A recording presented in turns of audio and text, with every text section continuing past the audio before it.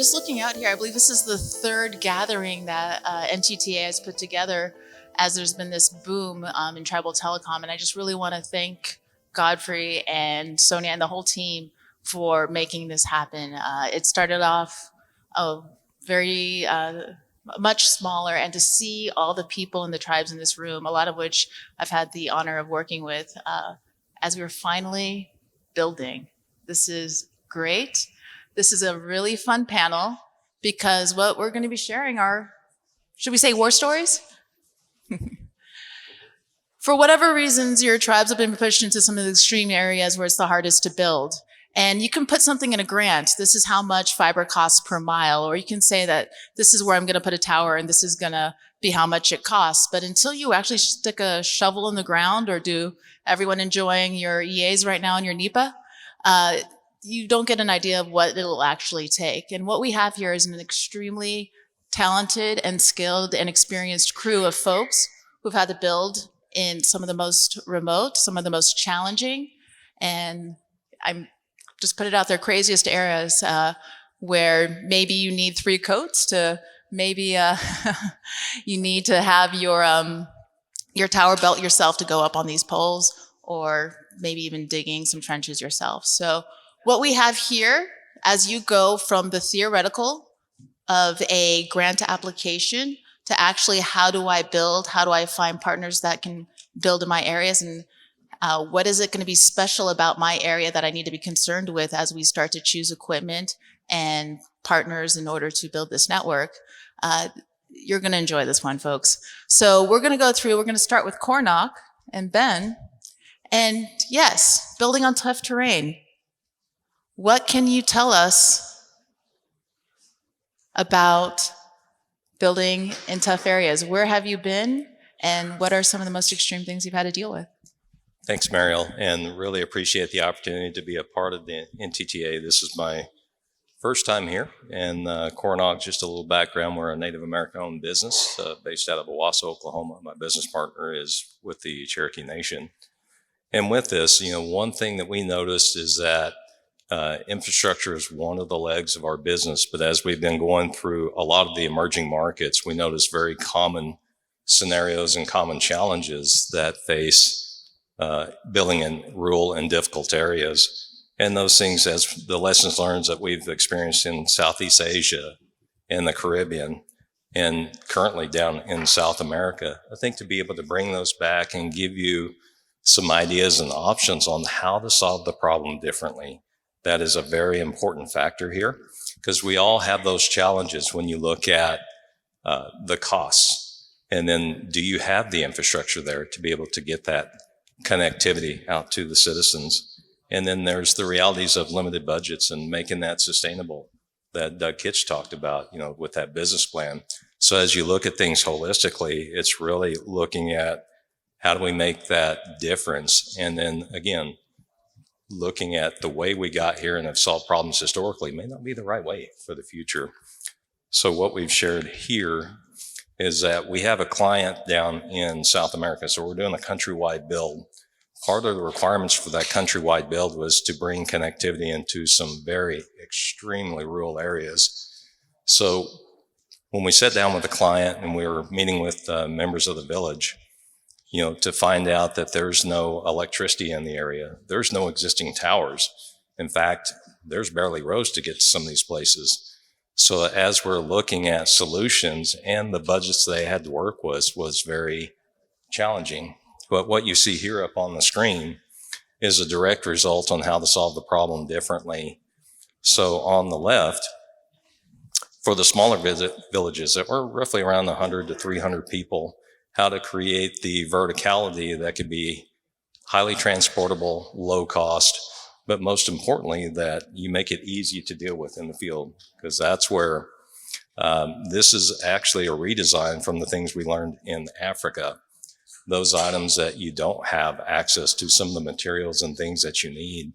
So as we redesign this for the purpose of, let's make it easy to transport, let's make it easy to install with basic hand tools, knowing that you may not get concrete in a lot of the areas. So it can either be direct bury in the ground that it's engineered for, or you can put it on concrete with a redhead bolt.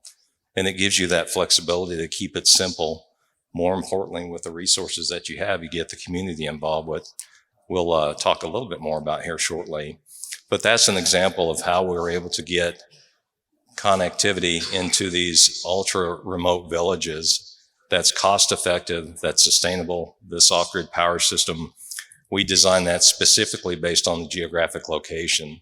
So this thing is designed to run even if you get inclement weather where it can't charge the batteries. You know, we engineered it to run for 14 days all by itself. So it gives you a lot of leeway. So you want to err on the side of having too much versus not enough.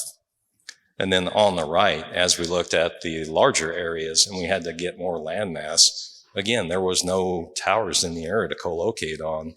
And then when we did the cost financial analysis to build a raw land tower, just didn't make sense because of the cost of the materials, getting things imported, and just the time frame, because there was a timeline to get this done in.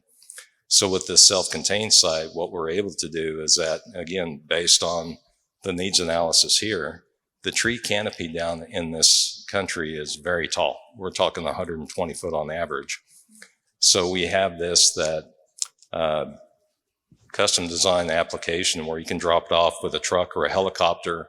This thing literally sets up in 4 hours. We've done a time-lapse video of this. But now with a 150-foot mast, you can support up to 2,500 pounds. So what that does from a safety perspective, you can build everything on top of, standing on top of the shelter, and then push it up. It's hydraulic. Again, push up over 2,500 pounds from a dead stop. One of the interesting things when we talk with a client is that you don't have a lot of lifts and things to go out and do maintenance on it. So we actually work with their folks to be able to train them, drop the tower down, do the maintenance on the radio, and then stick it back up. So again, it's a permanent site that gives you that option. So you bring the tower and you bring the power wherever you need to set it, and that eliminated two of the problems. You know, the power is a combination of digital electricity going up the tower, solar and battery. We did the batteries a little different because of longevity. We did a crystal control technology. So in layman's terms, what that does is it allows the lead acid battery to perform like a lithium for a fraction of the cost. So again, everything's been very thoughtful on the storage. You know, that's does have a backup generator in the fact that it'll recharge the batteries in time if it doesn't recharge. So this was a way that we were able to solve the problem differently by bringing the infrastructure with us, making it cost effective. It creates a job economy there locally in country, and then looking at the timeline to build. Because as we looked at, if you approach it the traditional way to do all the site act, the engineering, getting the materials in there, it didn't work for our client. So that's an example of solving the problem differently we did down in South America recently. So let's do a little need finding, folks. Raise your hand if you're going to have to build a tower to make your networks happen. Raise your hand if that tower doesn't have existing power where you're located. 1, 2, 3. So about half of the folks who are building a tower. And raise your hand if you're in a situation where technical support, in order if a radio goes down, you would have to wait more than 2 hours to get someone on site to make things go up. Ooh, I see some Alaska. I see New Mexico. Come on, New Mexico, you got text closer? Oh, I see Colville. So what you're telling me is you put up a tower that, say, in the Pacific Northwest could be above the tree line, and instead of having to send a tech, you literally just bring the tower down to the people. And let's be honest, folks, with a lot of our machinery on these wireless systems, maybe electronic systems in general, 95% of the time you turn it off and you turn it on and it's working again. So you literally bring those materials down to the people on the ground. You can power cycle it. We can work remotely with engineers and then just scroll it back up.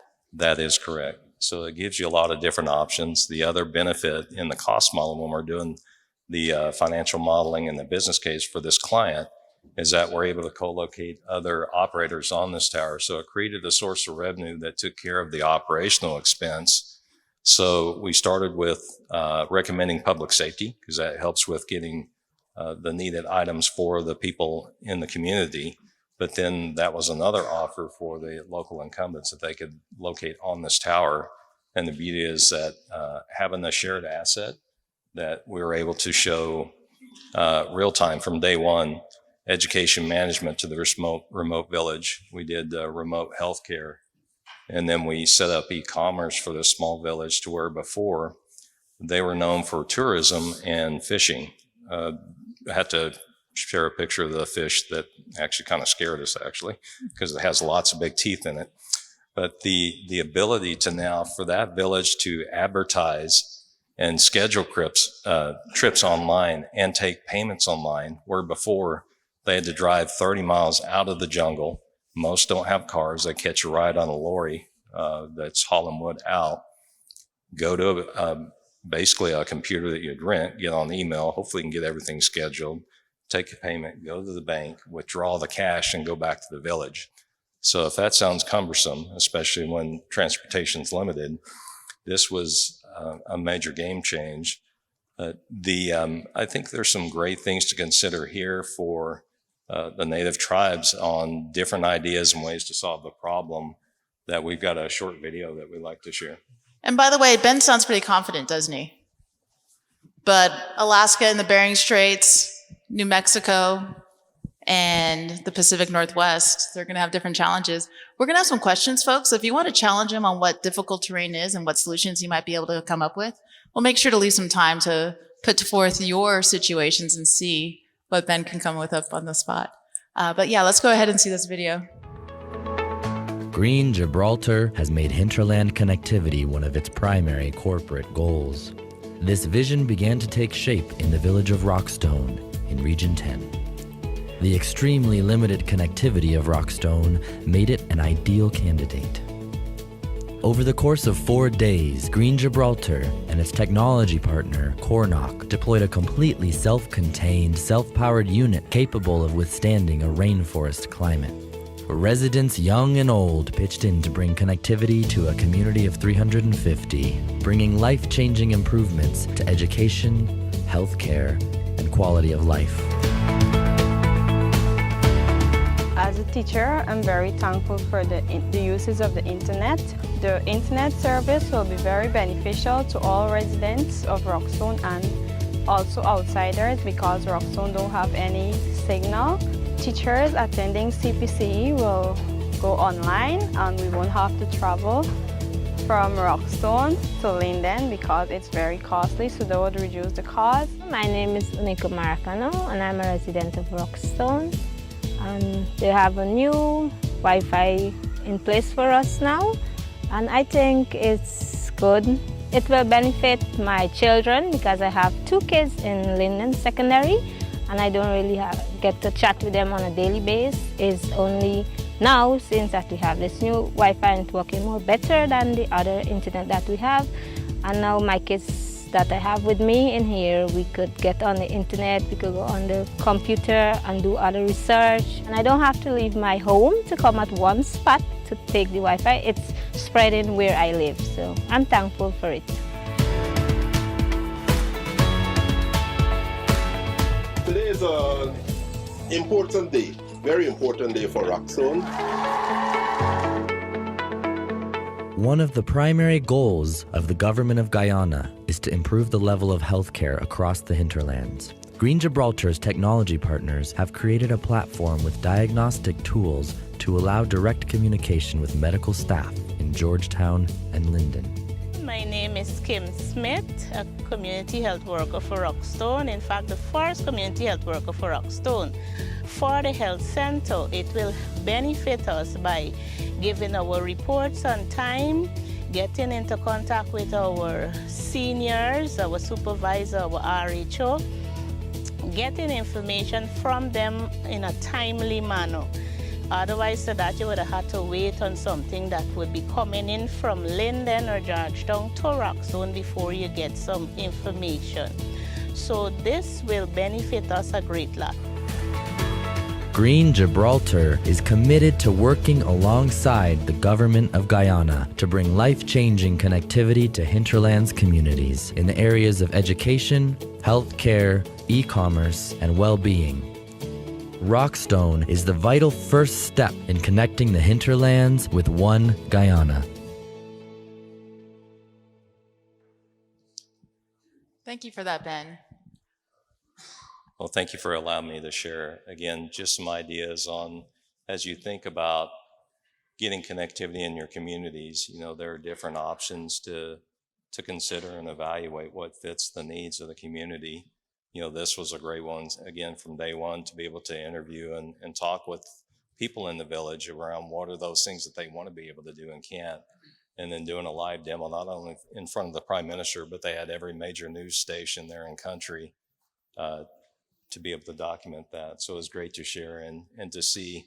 We're still getting texts today on the thank yous from the parents and what that meant to their children. So again, very common threads that a lot of people are faced here in this room. So I think you've got such great resources through this organization and people committed to making that difference. So we just wanted to do our part and be able to share some ideas and all the great work that the NTTA has done. So thank you. And I want to point out something here as well. What we have here is building an extreme situation, in this case, Guyana, very different than our next person who's coming up, Bryan, Quill. And what Ben is talking about is need finding. If your people who are designing your networks don't know what your communities need, the healthcare, the education, in the situation of, where is there access to power, or what kind of soils are you dealing with? If they don't know you yet and they're already telling you the network solution, does that make sense? Make sure as you choose your vendors that they're getting to know you, getting to know your needs. And shall we go to I don't want to say the opposite, but is it fair to say the opposite? I don't know opposite, but certainly challenging. I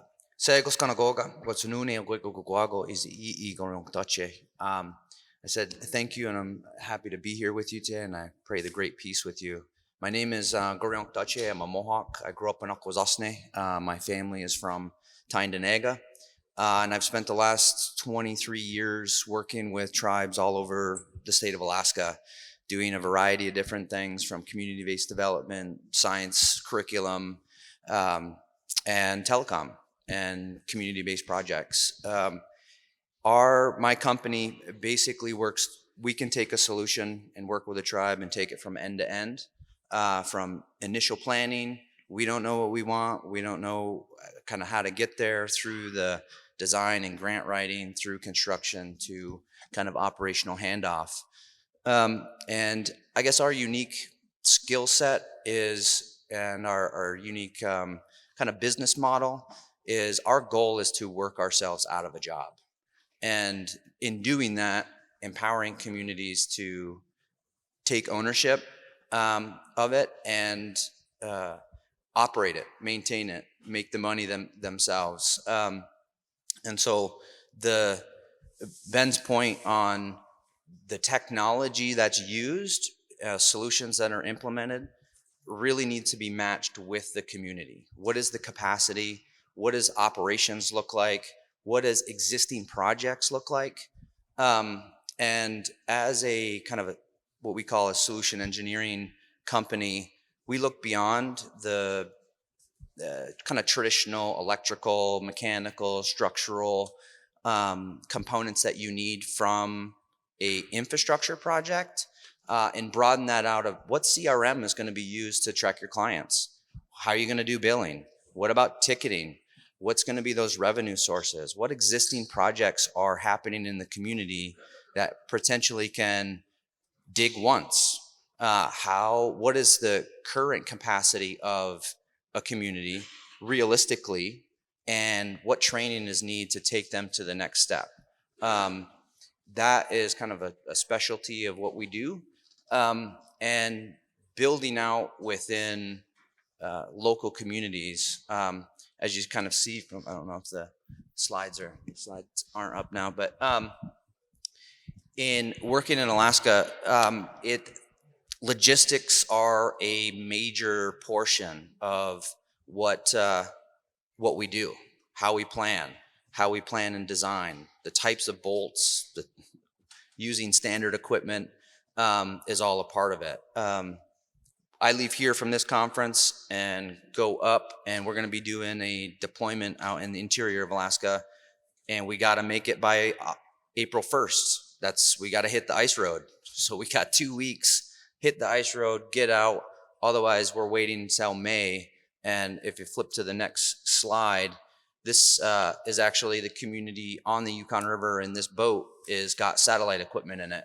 And we deployed a satellite system because the community was completely without internet for an entire summer. For this last summer, internet went down from their satellite system because of a poor install, and the community was completely dark for almost 7 months.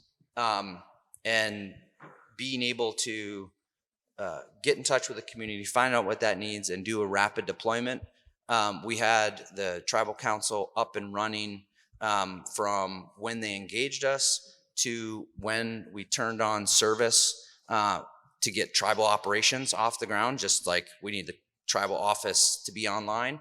That took us 2 months. And the most of that time was in equipment ordering. We're waiting for vendors, we're pushing on them and getting equipment out.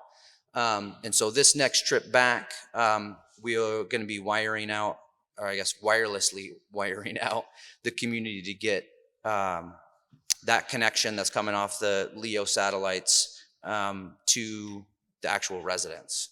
But timing's a big factor. Planning is a big factor.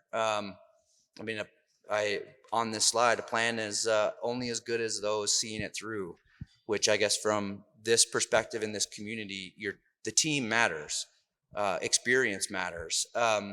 Being able to understand what the protocols are within a community and respecting them matters. And so I'm going to kind of shift the conversation in the sense of I'd love to hear from you and have a discussion about what are your challenges? How can we equip you with the right tools? And maybe that's introductions with, hey, there's this great construction company. There's opportunities. There's guys that can fill gaps from general contracting services. Or, hey, I need a couple extra hands. We're doing a wireless blitz. I need 2 crews of 2. So 4 guys, so we can do this wireless push, and we can come in and bring those resources to augment crews. So we kind of have the ability to mix and match based on the teams that are already in existence, or we can tailor it to a specific need or specific build out. So I just encourage folks to ask questions and engage, and glad to take some hard questions about what we did and how we do it. So please start thinking about your situation. And I just got to put it out there. Let's say, hypothetically, a grant gives you a year to build out. Ask for an extension. That wasn't even the question. Ask for extension. How does it affect you if you get that year starting in March versus if you get that year starting in August? That's a great question. And I brought this up to Adam just the other day, and we were working with some tribes to get the equitable allocation portion. And it's like, oh, well, maybe the money's going to come through in August. I'm like, so great. Now we have 2 years before that we can deliver. Like within the just timing, right? If funding doesn't come in until August, and you're in Alaska, we have snow, we have inclement weather. We can't collect the data that you need to do the actual engineering, ready for construction drawings in August. We need to do surveys, we need to do walk-offs, we need to collect all the demographics, what's the drop distance, we need to get all of that, which can't be done with snow on the ground.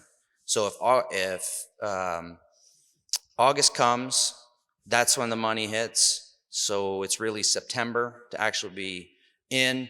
We can't start anything, field work or data collection, until the following May. Then it's going to take us the summer to collect that data. Then we can get into the RFC drawings by the end of the year in December, so we can start procurement in January, February, so it arrives, and we can sort logistics by April, May. If you're in Alaska in particular, if your logistics aren't moving by April, May, the likelihood of you missing that season or missing that barge is incrementally getting higher as you move.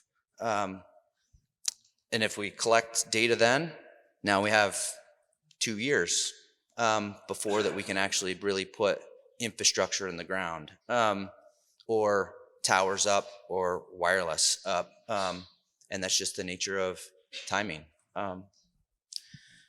So it sounds like there has to be a lot of coordination when it comes to when you have these small seasons.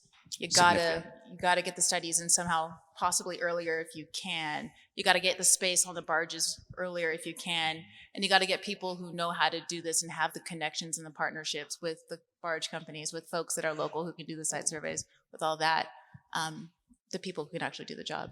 Absolutely, and one of our big components is using local labor and using local resources. In this picture of the boat, this is Yukon Charlie's boat, right? So we rented his boat instead of going with the barge. Why? Because that puts that dollar back into the community. If we can utilize local excavators, dozers, any of heavy equipment, that puts that money back into the community. And so one of our big goals is how do we utilize the funds and recirculate them as many times as possible within the community before they leave. And so that's kind of a big part of how we try to plan projects, how we try to work with communities and get to know what resources are actually there. So that's a big part of it, yeah. So if you're wondering, 2-day Amazon delivery doesn't exactly work in your communities. Is that? Yeah, there's no 2-day delivery, and for us, 2 weeks more like 2 weeks more like it, and having to plan for that, having to plan ahead in what that means, and having the suppliers and relationships with those suppliers, relationships with construction crews that we can augment teams at different parts of the season.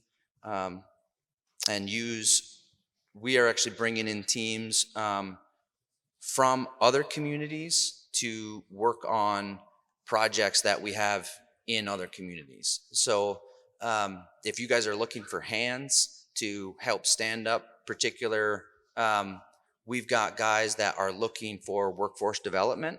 So we're training them on how to operate other networks. So when their network goes live, then they have the experience across multiple sets of equipment, and thinking through the troubleshooting, and seeing different parts of the country, seeing different communities and how they operate is a big part of being able to invest in the communities. So at some point we work ourselves out of a job, and it's all community driven. Another quick question. How many people in here are writing your grants yourself? Look around, folks. We have a couple. Excellent. If you have someone else writing your grant, it is their job to explain it to you, because you know what timelines are going to make sense. You know whether lodging, being GSA rates make sense. You know what partnerships might be out there. And if your partner's not willing to go through the grant with you and explain their timelines, their budgets, all that, again, there's other companies out there. Yeah. Now, going from Alaska to the actual contracting, going underground, putting in the fiber, going aerial, let's go to another type of terrain. Reese, what's happening here? Yeah, good morning, everybody. So my name is Reese Howard. I'm with CCI, which is Cablevision Communications. So we are an outside plant construction contractor, telecommunications. We're based in New Mexico, but we do work in Arizona, New Mexico, Texas. We've done work in Colorado, Nebraska, Kansas, Tennessee, and Wyoming. Our business is outside plant. We do aerial and buried. We do the trenching, the plowing, the rock sawing, the fiber blowing, the fiber splicing. And when we build your network, we turn it over ready to light up, put customers on. So that's what we do. The pictures I've got right here, the one on the left top is a rock saw. The one on the right is a D8 plow. And on the bottom pictures is just an example. I mean, we're talking about building in rough terrain. It's not always super steep, but it can be super hard, which is going to drive the price of your projects. And it's everything about what we're doing out here, whether you're writing your grants or putting your contracts together, it's money based. So being able to find the challenges and recognize them and build them into your cost projections is it's important for where you're at. So grant writer, I have to put in a little box price per mile for fiber underground. How long it'll take? Okay, let's say a mile a day. I've seen it done once.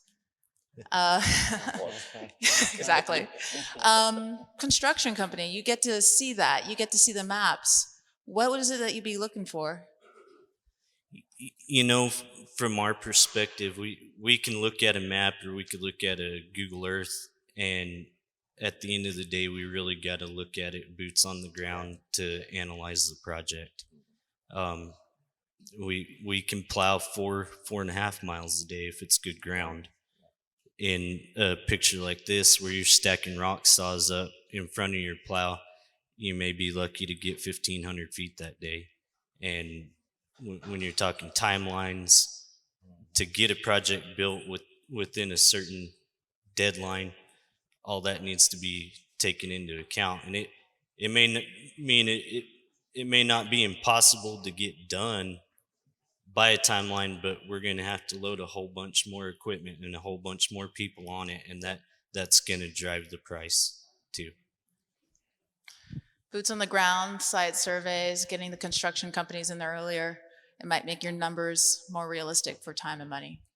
And this is one thing that we've seen a fair amount with tribes is the transition between the budget and work plan that was written in a grant for a 30% design, maybe a 60% design, that's not a project design. That's the pregame, right? The real project design happens when you're actually going out, doing the site surveys, doing the groundwork to get, this is good soil, this is rock saw, this is this many feet. Actually, we can't route there because there's a mountain, we got to go around, so that increases cost. And the real project is ready to roll when site acquisition, that includes NEPA, Section 106, FAA, FCC, all of the regulatory and permitting components, and ready for construction drawings that have the level of detail that you should be able to hand to any qualified contractor and say, this is what I need built. Here's all the information you need. You don't need to do extra engineering. And I'm going to push on that a little bit, because you could have all those plans. You could finally get your NEPAs in. You could finally have all this in hand. And when you stick a shovel in the ground and all of a sudden you find a lava bed you didn't know about, Reese, what happens then? So a lot of the contracts that you guys are going to be putting together are going to be unit based, and there's going to be a price for plow, and there could be a couple different prices on a plow, a BFO or a BFOP, and then you're going to have rock adder units. And when we build those contracts, they put those units in so that everybody can see them up front, and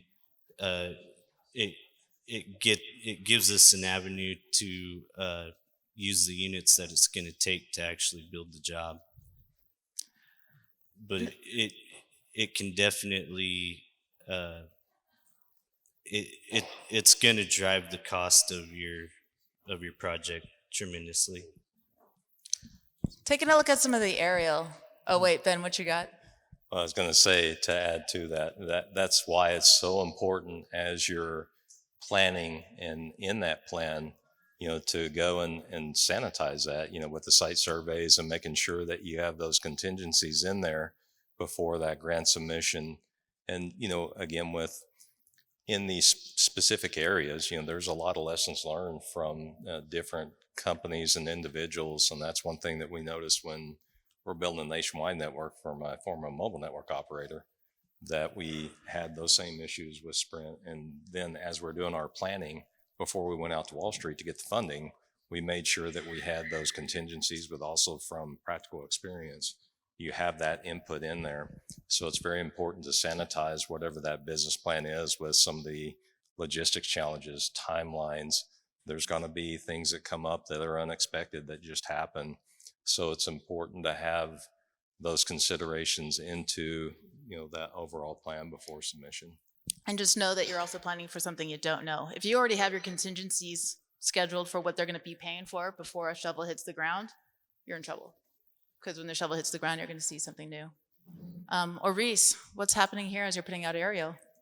So the picture on the left, this is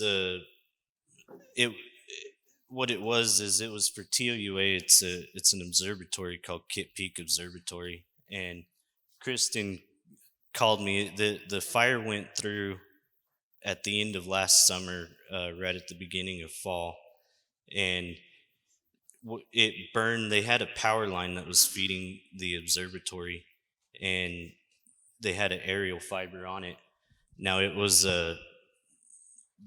before we could get to it to actually do any of the remediation on the fiber, they had to put the power line back up first. It was rough enough that they had to fly the poles in with helicopters. Not every one of them, but a lot of them had to be flown in. And then once they got the power back up, they were able to bring our crews in to build the fiber and put it back up.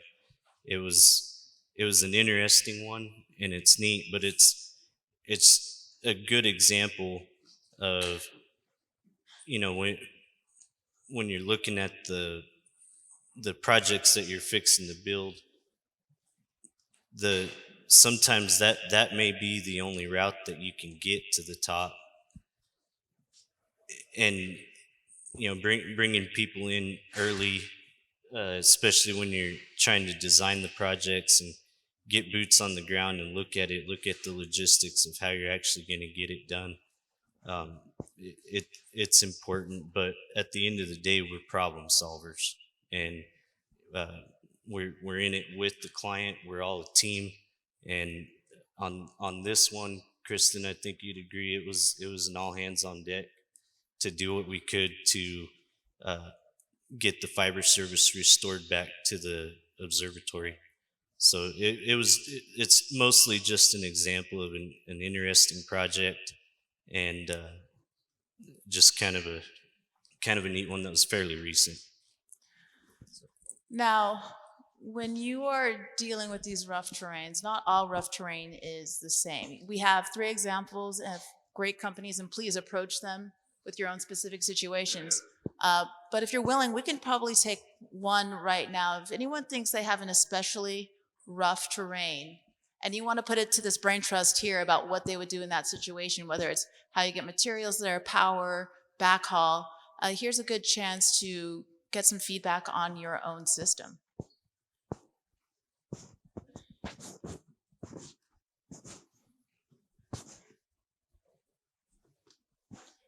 Colleen.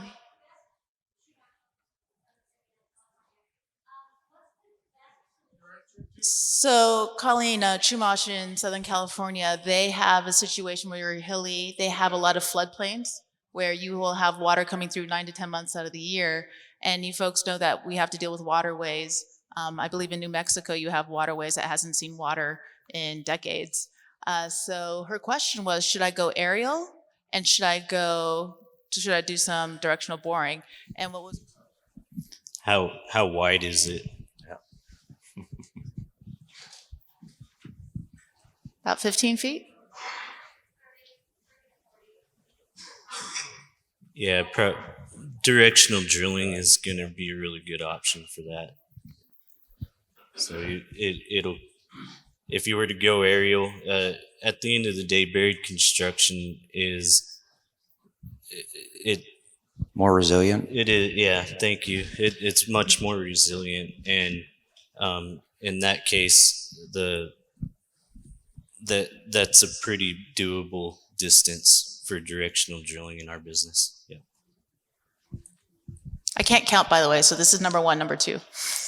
And 1 minute consultation directly with a construction company probably saved Colleen about 4 or 5 hours of evaluating different quotes and all that kind of thing. So, by the way, if you want some secrets about how to find local contractors who can do the job, I am going to out you.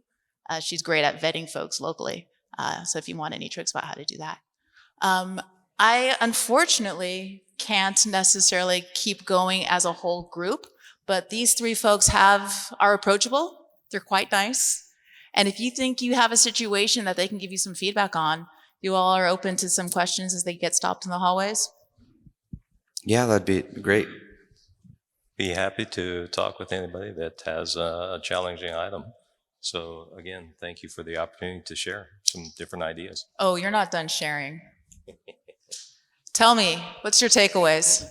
Succinct as you can, 20, 30 seconds. What would you want this crew to know as you leave? There are always different ways to solve the problem through creativity and innovation. Would definitely encourage, take a look at the resources that you have today and that your neighboring tribes have, and that collaboration to come together and be able to share on that. That's been one of the examples we're doing actually up in Eastern Washington, that we'll have an example of when you combine those resources plus some of the things that we shared today, you're going to be able to deliver not only connectivity, because it doesn't stop with the network. It's more how you make it applicable to the people who are needing that and understanding that gets it across the finish line. Bryan, you can't say ditto? What do you got? Yeah.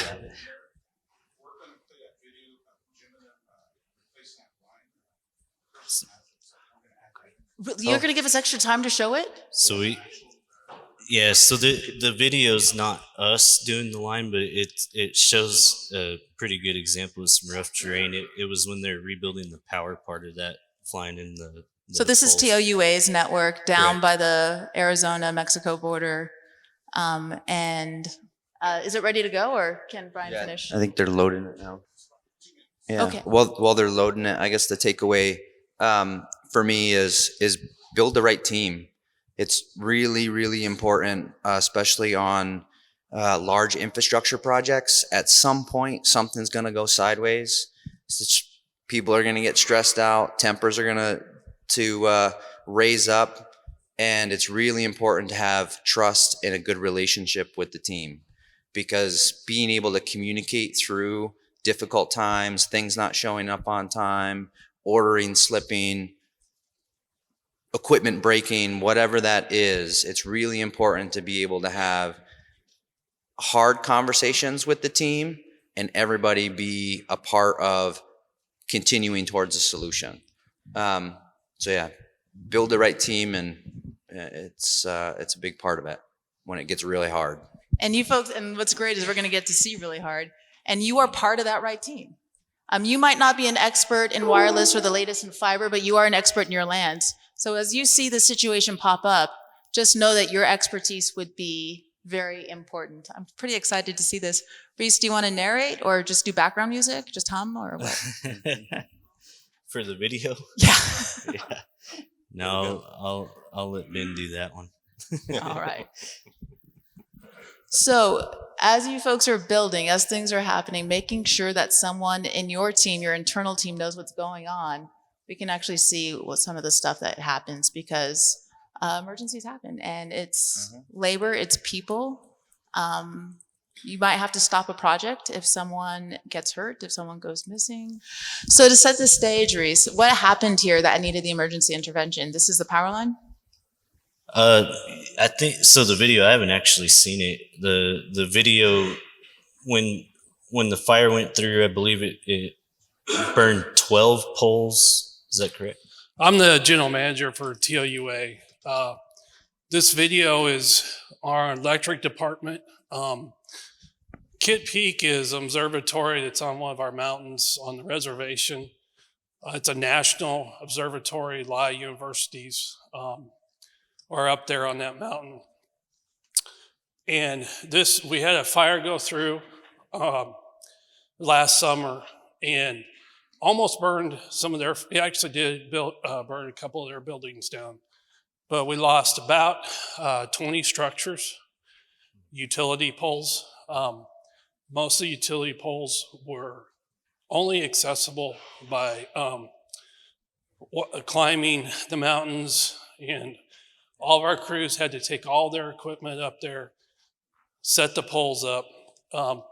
This video was on one day. We brought all the poles in, hired a helicopter to go set those poles, which is something that it's not unusual in electric departments to do, but the only accessibility was to do this. The guys did this all in one day. Was a really unique thing that they did. And some of the background on this too, leading up to this, we had a lot of landslides because the monsoons came through. So the guys would go dig the holes. They have to go climb back up there, re-dig the holes. A lot of things happened, and this is kind of a culmination of all that stuff. I'm just curious, how many different organizations do you have to coordinate for this emergency one day fix? We spent the fire actually lasted about a month, a little over a month, and we had coordination meetings every morning. We had federal agencies up there on the mountain. We had all of our telecommunications equipment. We had all of our electric poles. The universities that were up there, a lot of them had people representing them. So this was a culmination of a lot of resources. Also to keep some of the scopes going, we had generators going on, and we had to carry fuel up every day to keep our telecommunications going and keep power on some of those scopes so they didn't get too hot. So it was a coordination that took us several months to work. So these are TOUA employees or other departments like Public Works or? Interesting. You guys have your own helicopter or? No. How did you get here today? So all of our crews that worked on this was TOUA crews. The helicopter was hired out from Phoenix. And you can see where they're starting to set some of these poles. The folks from the Scopes observatory were amazed because this pilot could come in there, set those poles in, and within about 5 minutes, he was dropping the pole and back up on top, picking up the next pole. You can see how the damage was pretty bad up there. And you got to remember, this is just the electric side. Reese and his crew went up after all this was put up and put up the fiber back up. Yeah. But you needed the relationship to know where you can get a helicopter fast. You had the phone number to call, and that's something. Yeah, we've used helicopters before. So in the electric world, we use helicopters to go look at our power lines and stuff, especially our transmission lines. Now, the folks you had up on that pole, they're not trained cameramen. They're trained in other ways. What kind of skills did your technicians need to be able to pull off this? These guys that are on those poles are all linemen. They're very got a lot of skills and very trained. But they are not film. I thought the footage that we had for some of the camera stuff was really good because none of them are really trained to do the type of camera activity. And that's not their focus. Their focus is really to put that line back up, do it in a safe manner. And that's the other thing is we did this Took us about 6 months to rebuild, and we had no injuries.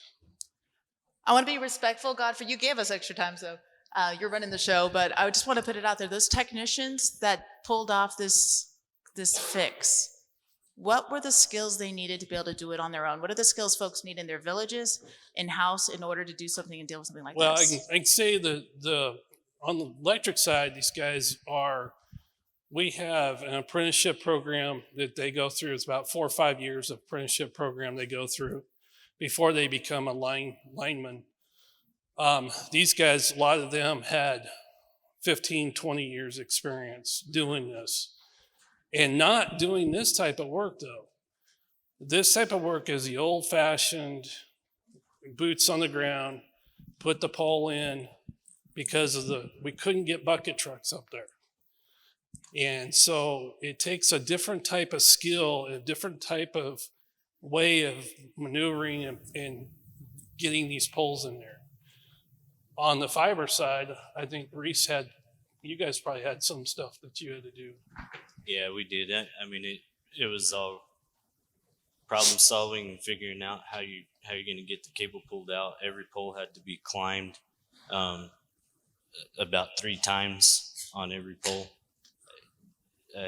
So yeah, but at the end of the day, it was a joint effort. We're there to support you guys, and you guys helped us. It was good, successful to get it back up and running. So Godfrey, last word, when it comes to having the skills in community to do this, do people have that available? You know, it talks about workforce development. This is a big deal for any country, especially the skills that are needed. You know, I used to be a lineman. I used to do that kind of work. I've spent half my life on poles. I did this, and like I said, it's a skill. What's that? Wear the same outfit while you're... Sure. Yeah.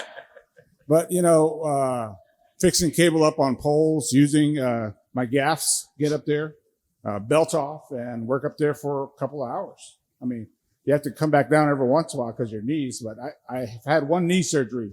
So I've had 1 knee fixed and polished, and I'm good again. But I don't know how much this other knee is going to go out. But it is a lot of strenuous work. I mean, but it's your lifestyle. You live and you do it all every day. And I think a lot of linemen have pride in what they do. I used to have pride. I was very prideful. I used to go up there 60 feet up in the air trying to work on cable. And any further than that, I don't like to go that further up. So it was pretty far up there. But, you know, it was always very peaceful. I feel like I'm top of the world because I was working off those poles. But like I said, we have to get more tribal people involved in this to be able to go through these trainings, different areas. And I know you guys have training areas that you guys go to, especially on the lineman side. They can work both electrical and on fiber. Yeah. And getting up the poles, making sure that they're doing that. I know Jose used to do some of that too. There's a lot of us older guys that used to do quite a bit of that. So we got to revive it. So, you know, this is something that is very important for any country today. And as we go forward, building that workforce. So hopefully, Bryan, we're able to pull some of those guys forward and maybe try to come up in the fall, talk to them and say, hey, give us a firsthand look at what is it to be what does it take to be a lineman? You know, what kind of person does that? And like I said, these guys are ready 24 hours a day, 7 days a week. They're ready to go and start fixing things. So yeah, just kind of a side note. I don't want to take much more time, but I've been in the utility business for about 30 years. I've been in the finance side, the accounting and finance. I had a couple experiences of working with the line crews outside. And this one experience I had, we had a major outage, and it was poles down, miles and miles of poles down. And the crews were coming in, and they're like, we were in the warehouse helping them out.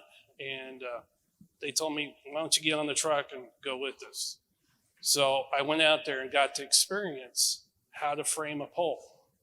My first pole I had framed, they were like, okay, we're going to take this apart, put it back together. I'm a handyman. I'm very active, and that was a whole different experience. These guys have some very dedicated talent, special talent. And it takes a lot of training to get to that point.